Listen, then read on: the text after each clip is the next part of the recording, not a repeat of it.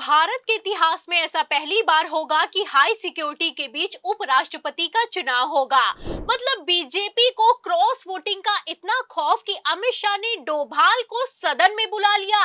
एक तरफ डोभाल सदन में पहुंचे, दूसरी तरफ विपक्ष ने अमित शाह को सदन के परिसर में ही घेर लिया है, तो बवाल खड़ा हो गया है। तो क्या हुआ है, क्यों हुआ है, आपको वीडियो दिखाएंगे। 48 घंटों में ऐसा क्या हुआ है कि आरएसएस के दांव ने उपराष्ट्रपति चुनाव को ही पलट दिया है, उस पर भी आएंगे। लेकिन पहले धनखड़ के इस्तीफे ने कैसे मोदी शाह की नींव को हिलाकर रख दिया है, खबर देखिए। खबर आप देखिए दैनिक भास्कर की। देखिए इसमें लिखा हुआ है कि संसद में आंतरिक सुरक्षा को लेकर हाई लेवल बैठक हुई। गृह मंत्री अमित शाह से मिले एनएसए डोभाल। पीएम मोदी ने विदेश मंत्री एस जयशंकर से की मुलाकात। तो मोदी सरकार हड़बड़ा रही है, इसीलिए लगातार मीटिंग पर मीटिंग किए जा रही है।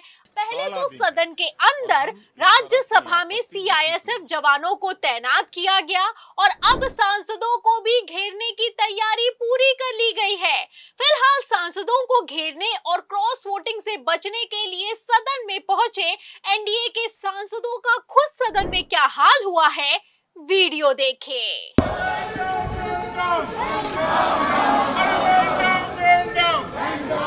तो आप देख सकते हैं कि एक तरफ गृह मंत्री अमित शाह समेत दिग्गज सांसद एनडीए की मीटिंग के लिए जा रहे हैं, दूसरी तरफ विपक्ष के सांसदों ने घेर लिया है। मोदी सरकार शर्म करो के नारे लगाए जा रहे हैं। गृह मंत्री अमित शाह की तो हालत इतनी खराब हो गई है कि बेचारे भागते हुए नजर आ रहे हैं। एक तरफ विपक्ष ने एसआईआर के मुद्दे को लेकर कमान संभाली है, दूसरी तरफ उपराष्ट्रपति चुनाव को लेकर भी पेच फंस गया है। फिलहाल जैसे बवाल खड़ा हुआ है, ऐसे हालातों में क्या भारतीय जनता पार्टी एनडीए के सांसदों की क्रॉस वोटिंग को रोक पाएगी, सवाल तो इस बात का खड़ा होता है। फिलहाल मैं आपको बता दूं कि आज एनडीए की मीटिंग हुई और इस मीटिंग में बड़ा खेला हुआ है। फिलहाल तस्वीरें आप देख सकते हैं कि खेला किसी और ने नहीं, नितिन गडकरी ने कर दिया है। आपको बता दें कि सदन में मौजूद होने के बावजूद मोदी मोदी के नारे लगाने से गडकरी ने पहले तो साफ इनकार किया, फिर उसके बाद मोदी की हाई लेवल मीटिंग को भी बायकॉट कर दिया है। आपको बता दें कि एक तरफ जहां गडकरी ने खेल किया है, वहीं दूसरी तरफ हैरान करने वाली खबर निकलकर सामने आ रही है।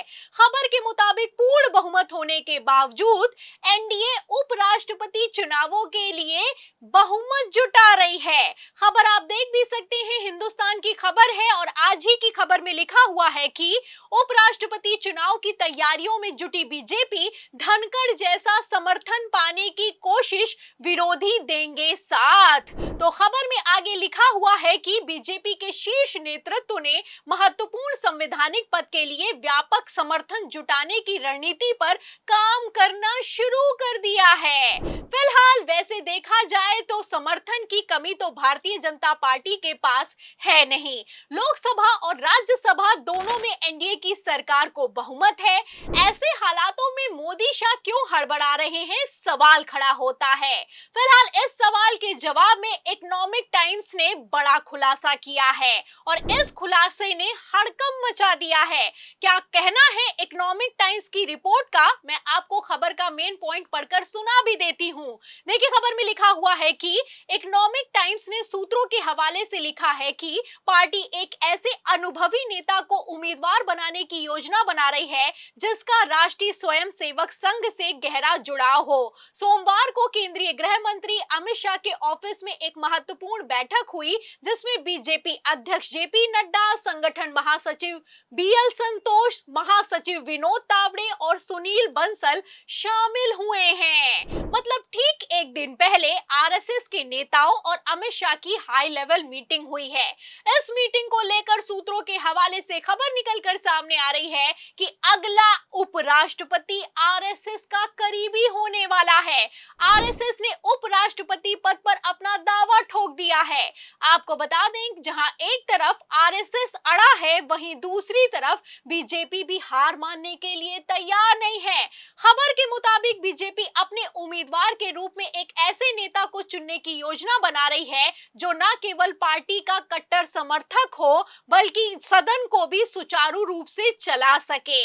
फिलहाल हर कोई जानता है कि आरएसएस का करीबी कभी भी मोदी शाह का कट्टर समर्थक नहीं हो सकता।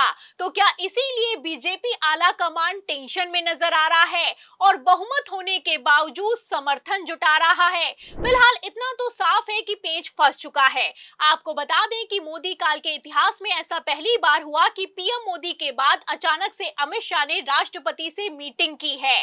सदन में एनएसए डोभाल से हाई लेवल मीटिंग के बाद अचानक से एनडीए घटक दलों की मीटिंग बुलाई गई है और इस मीटिंग के बाद एक और मीटिंग होने वाली है। और इस मीटिंग को लेकर खबर ये निकलकर सामने आ रही है कि एनडीए सांसदों के लिए एक ट्रेनिंग सेशन होगा, जिसमें सांसदों को मतदान प्रक्रिया और बैलेट पेपर के प्रारूप से अवगत कराया जाएगा। मतलब खुद जो वोटिंग के जरिए चुने गए हैं, उन सांसदों को बैलेट पेपर से नए उपराष्ट्रपति को कैसे वोट करना है, इसकी ट्रेनिंग दी जाएगी। अब ट्रेनिंग दी जाएगी या फिर की क्रॉस वोटिंग ना करने की धमकी दी जाएगी, समझने वाले अपने आप में समझते हैं। जाहिर है कि बीजेपी और आरएसएस में पेच फंस गया है।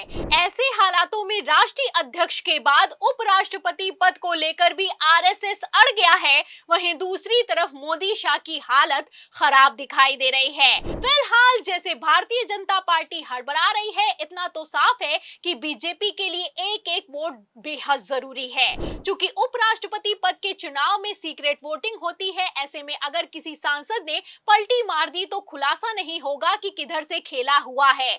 तो क्या इसीलिए गुजरात लॉबी पूरे सिस्टम को सेट कर रही है? क्या उपराष्ट्रपति चुनाव के दौरान सदन में इमरजेंसी लगाने की तैयारी कर ली गई है?